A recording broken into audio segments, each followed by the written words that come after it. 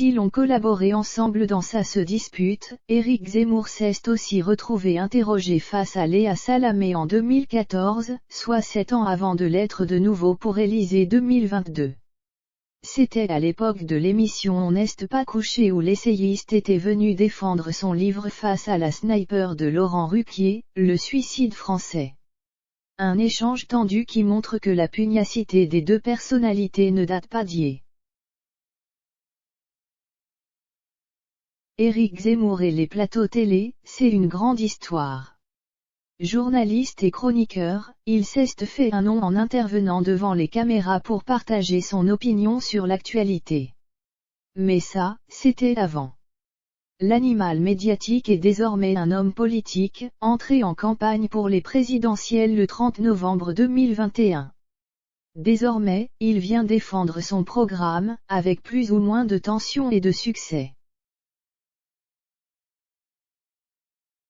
Sur le plateau du JT de 20h de TF1, insultant ensuite le présentateur, galvanisé devant ses troupes lors de son premier meeting en tant que candidat à Villepinte, malgré les heurts, ou bien au micro de l'incontournable Jean-Jacques Bourdin, masquant difficilement son agacement.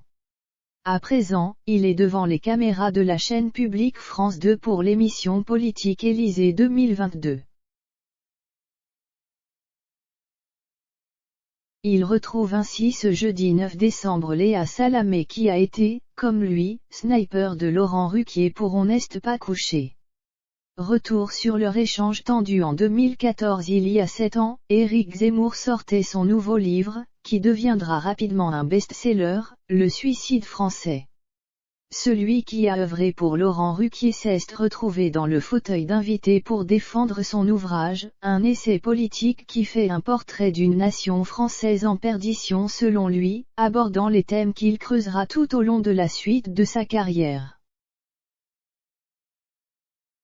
Face à Aymeric Caron, qui s'est d'ailleurs retrouvé dans sa vidéo de campagne pour illustrer les bien-pensants, et à Léa Salamé, l'écrivain polémiste a plus d'un désaccord.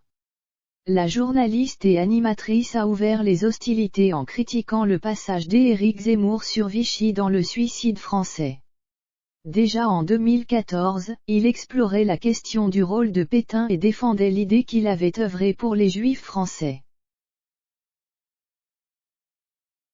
Elle lui a rétorqué alors, « Vous aimez tellement la France, vous, le Juif, vous voulez tellement faire plus goy que goy, faire plus français que français, que vous arrivez à remettre en cause Vichy et à réévaluer Pétain. » Ce à quoi celui qui se lancera en politique avec l'aide de sa conseillère Sarah Knafo a dit, « Est-ce que vous pourriez arrêter la psychanalyse de bazar? Pourquoi vous me ramenez à mon état de juif? Je pourrais monter sur mes grands chevaux et vous dire que c'est antisémite. » Un échange tendu qui, au regard du positionnement aujourd'hui d'Éric Zemmour, assumant être réactionnaire et défendant quotidiennement l'idée de grand remplacement, promet des étincelles sur le plateau de France 2 ce jeudi.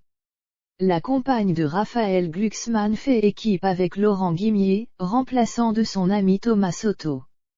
Ce dernier s'est écarté des émissions politiques après la révélation de son couple avec Mayada Boulot, expert en communication du Premier ministre Jean Castex.